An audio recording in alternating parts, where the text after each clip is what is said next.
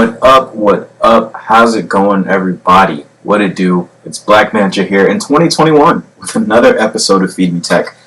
So today what we're actually going to go ahead and talk about is the Xbox. Not, the Series X and S consoles specifically, but just Xbox in general. If you're a fan of the consoles, then let's talk about something that you probably hold very closely to your heart, and that is the Xbox controller. Now, not just any specific generation of the controller, but actually what powers that. Those batteries, those AA batteries that so many of us have to buy over and over and over in order to power their Xbox controllers and be able to play these amazing games on these consoles. So with it being, 2020 last year and the release of these new Xbox Series S and X consoles, it was a surprise to a lot of people to see that, these high-end consoles still utilize AA batteries when pretty much every other contender on the market, talking about, Stadia, Switch, PlayStation, they pretty much all use, rechargeable battery packs, and then even if you're on the PC, you're plugged in with your keyboard and mouse, so even then you don't have to, really use batteries for a lot of things. So I find that really interesting that, Microsoft is still kind of the lone outlier here. But we have a recent report here from Kotaku, and they actually shed a little bit more light on what could actually be the reason for this. So pulling up the actual report here, you see this was written by Ethan Gach here. It says Xbox controllers apparently still use AA batteries due to an ongoing deal with DURACELL. I actually find that really, really interesting. So you see here, they get into it a little bit, and there's a spokesperson here from DURACELL who sheds a little bit of light on the situation. So what they say here is that there's always been this partnership with DURACELL and Xbox. It's a constant agreement that DURACELL and Microsoft have in place.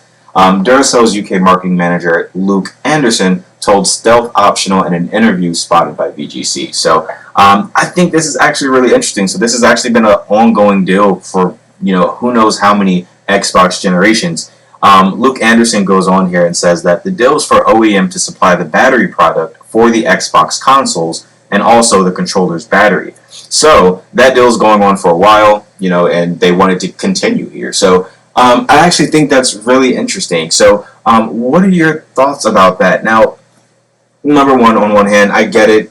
If there's a contract or a business deal in place, and that's the reason for it, I get it. Then their hands are probably tied.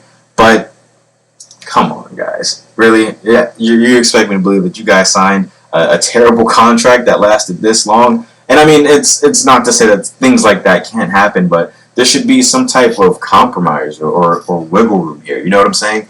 It just seems very irrational for that to still be a thing when literally all of your competitors in the marketplace offer controllers that just by default have rechargeable battery packs installed inside of that controller. Now, I understand, like I said, there is a business deal here, and I did suggest that there should potentially maybe be some kind of compromise here.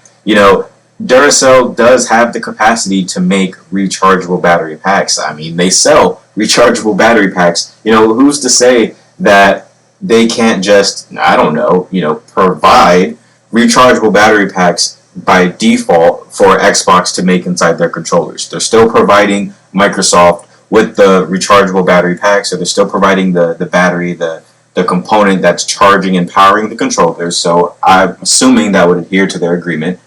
So both sides win that way. And then we also have gamers, the third party here, who experiences this controller. We don't have to go out, multiple times just to buy batteries for the controller. If you're like me and you play games heavily, there's times where I have to change, within an average weekend, change my controller batteries, maybe 2 or 3 times. So stuff like that just isn't good unless you're spending a shit ton of money on just really expensive batteries, which also sucks. Me personally, I got tired of it. I just bought a rechargeable battery pack like I know a lot of people do as well. But again, that's taking consumers away from DURACELL, considering they're also not the only standard AA battery provider on the market. So I just kind of think that's interesting. I feel like there's probably smarter ways to go about this, but let me know what you think in the comments. Are you an Xbox fan? If you are, do you still use the AA batteries? Do you have a wired controller? Maybe that's still an option, still a thing, or do you just buy your own battery pack?